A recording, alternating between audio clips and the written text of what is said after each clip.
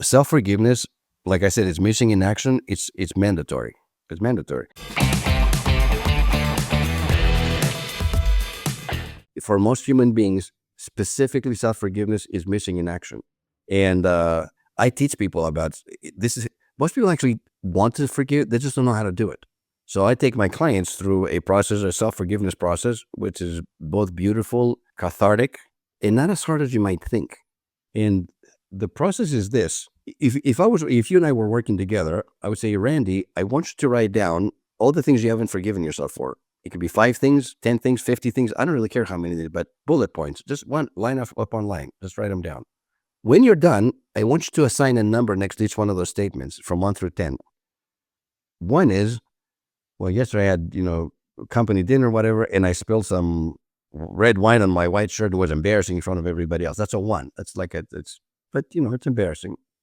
A 10 is actually literally killed somebody, like actually committed murder, which is that, because a lot of us sometimes exaggerate all those things we haven't forgiven today. So I put things in perspective.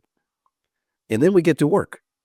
And typically we start with the 1s, the 2s, the 3s, the 4s, where you can gain some momentum as you forgive yourself and we erase them, gain some confidence, and then we move on to the bigger and more significant things until we're done with the list.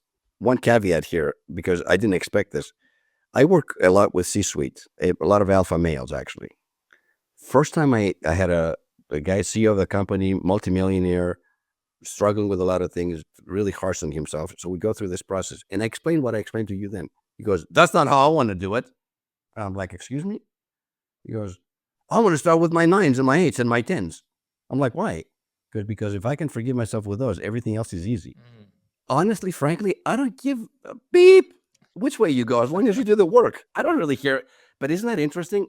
I'm not an alpha male, so I don't do that way. To me, it makes more sense to start with the little stuff and gain some momentum and get better.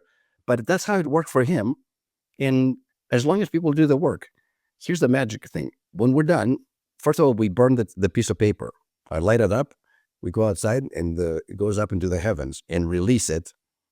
And then when I hug my clients when they're leaving, you know what they're saying? 2 things. Man, I wish I had done that sooner in my life.